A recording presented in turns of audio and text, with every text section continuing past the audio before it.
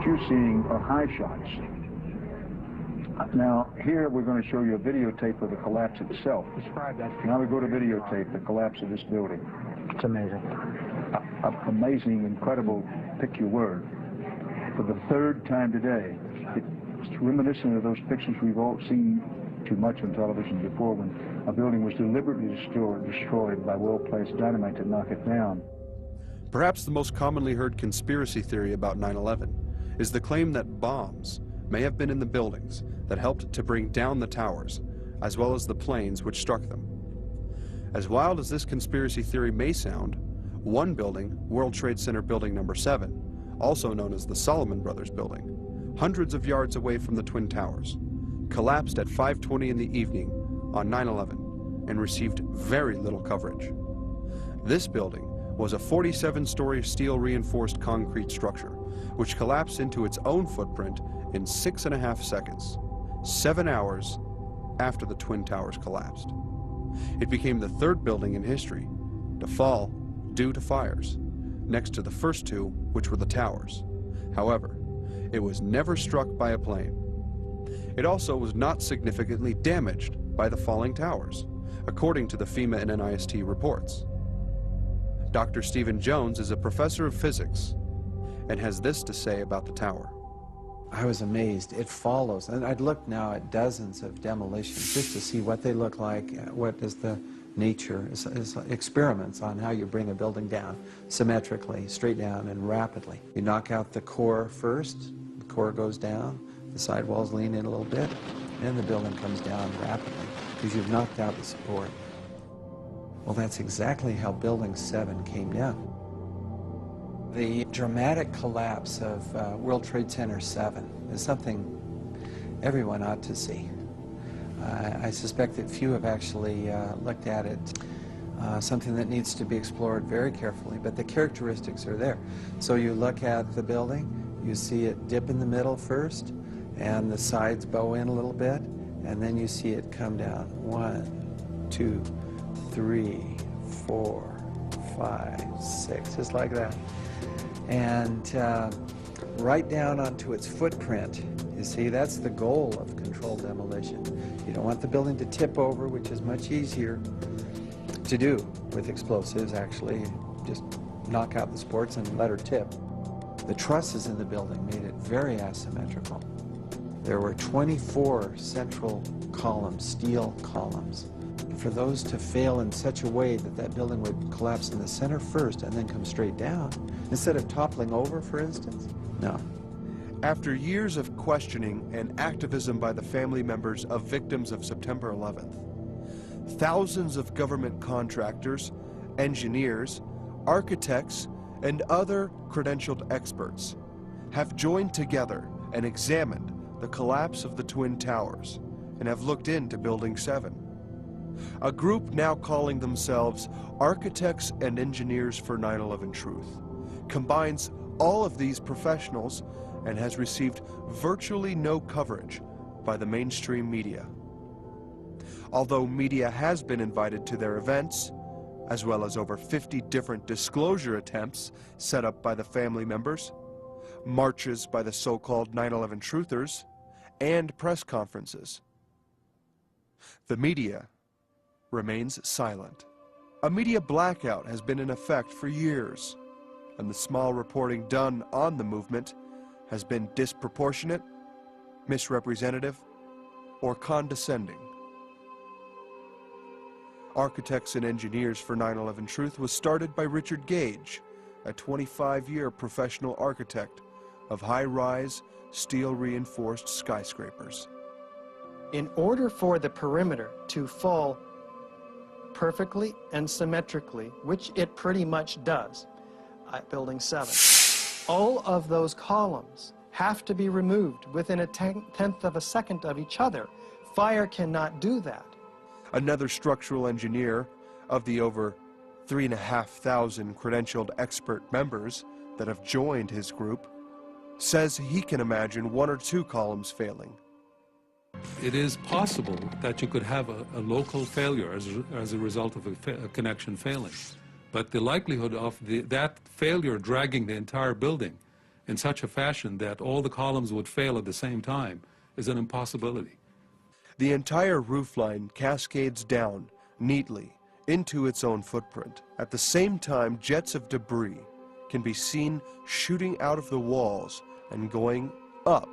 NIST can simply declare, NIST has seen no evidence that the collapse of World Trade Center 7 was caused by bombs, missiles, or controlled demolition.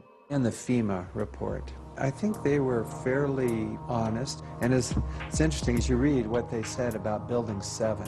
So, I'm reading with great interest. At the end, they say, well, our best hypothesis, now, this is the fire and damage hypothesis. That's the only hypothesis they looked at, seriously. Okay, so our best hypothesis, they said, has only a low probability of occurrence. And I'm saying, that's right. That's exactly right. Why don't you quantify that? But they didn't quantify it.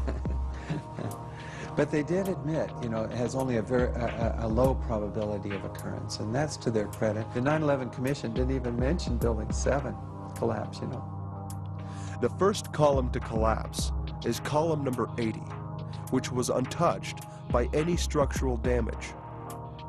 This is evident in the fall of the east penthouse, supported by column number 80. This precedes global collapse.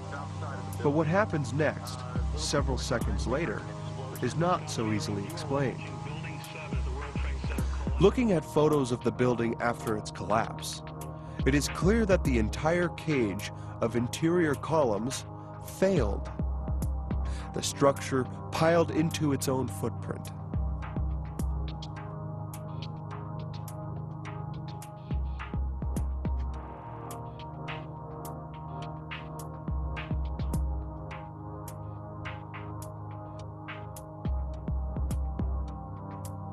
Shot at about 9 p.m. on September 11th. The U.S. Post Office is on the left. World Trade Center 7 stopped at the sidewalk along the post office. Building 7 was hundreds of yards away from the towers, across the street, while buildings 3 through 6 were in the immediate area under the falling debris. They received massive amounts of direct impact from the falling towers and maintained their integrity, and did not pancake. Objects do not increase momentum or inertia when they strike a force opposing them, but lose momentum and follow the path of least resistance, as is stated by the law of inertia. Building 7 housed the Office of Emergency Management, which was the office designed by Jerome Hauer to deal with New York during a terrorist attack. From hurricanes and heat waves to bioterrorism, New York City is gearing up for the worst. We've got PD, fire, EMS. The emergency exercise was staged with local, state, and federal officials on hand. To help identify the source of the outbreak. A hypothetical outbreak caused by a deadly biological agent had been released by unknown terrorists somewhere in New York City. Tell them to expect notification from us. We may ask them to close the system. It wasn't the first time New York City ran an exercise reacting to a potential crisis, but it was the first to be run out of the city's new $13 million high-tech emergency operations center. The city is better prepared than it ever has been in its history. The new facility is located in downtown Manhattan, across the street from the World Trade Center's Twin Towers. The command center on the 23rd floor is bulletproof and bomb-resistant, with its own air supply and generators. It's linked to city airports, the Coast Guard, and the Pentagon. Computers will soon have detailed blueprints of every major building in New York City, as well as evacuation routes. Hurricanes and heat waves would be handled here, as well as terrorist attacks. Particularly when it comes to biological terrorism, no city is where we're at. Shortly after the bombing of the World Trade Center, New York City scrapped its existing emergency plans and began writing new ones. A couple of years later, following the bombing of the federal building in Oklahoma City, Congress passed a law calling for 120 of the nation's largest cities to be prepared for terrorist attacks. I think New York City is very ready, very prepared. Though New York officials say their facility is not impenetrable, they're confident it could handle even the worst crisis imaginable. Also in that building, the New York offices of the U.S. Secret Service. And has confirmed reports that the CIA had an undercover office in 7 World Trade Center. One of the buildings destroyed along with the Twin Towers September the 11th. A U.S. official tells CNN the office was involved in counterterrorism and counterintelligence. The official says no CIA employees were killed in the collapse. Number 7 World Trade Center was also the New York office of the Central Intelligence Agency. The CIA ordered the building surrounded by FBI agents shortly after it collapsed. It housed the offices of the Securities and Exchange Commission, the joint FBI-CIA counterterrorism group that ironically tracked bin Laden. It was a spook house filled with intelligence officials. The building was over-designed to withstand serious structural damage, for it was used by the city for emergency response purposes in a terror attack. The tower was standing for about 7 hours until it came down. And when it did come down, it happened in 6.5 seconds. Now remember, buildings 3 through 6 were in the immediate area and received massive trauma. The Oklahoma City bombing showed the Murrah building was barely standing with a few core columns after it had exploded. Building 7 did not appear to have any significant damage by comparison.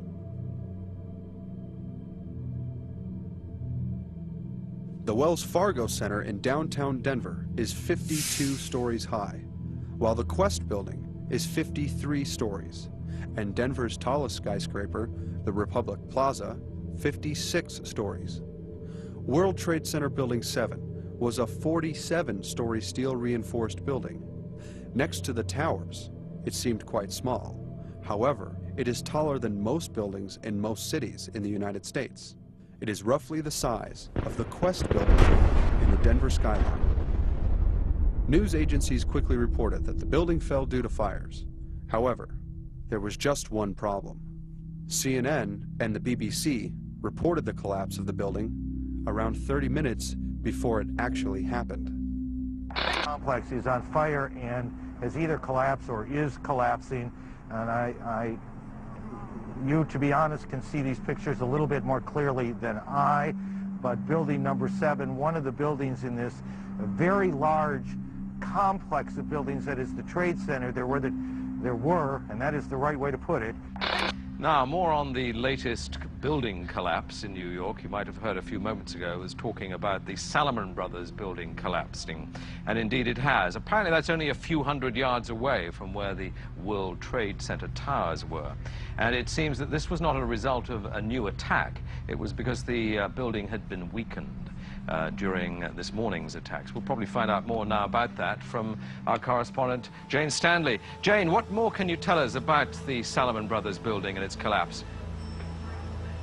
Well, only really what you already know. Details are very, very sketchy. There's almost a sense... As the building collapse is discussed for almost 20 minutes, the feed of Jane Stanley is cut seconds before the building actually does collapse.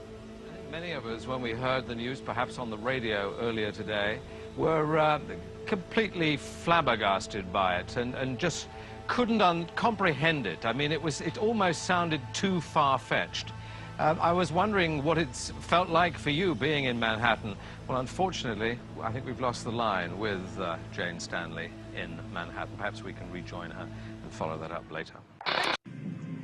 And next thing you know, there's firemen grabbing all their equipment, and there was a whole bustle and shuffle of firemen going on. He goes over, he talks to the fireman, he comes back with his hand covered over the radio, and he's like, you know, just sit tight, calm down, it's all right.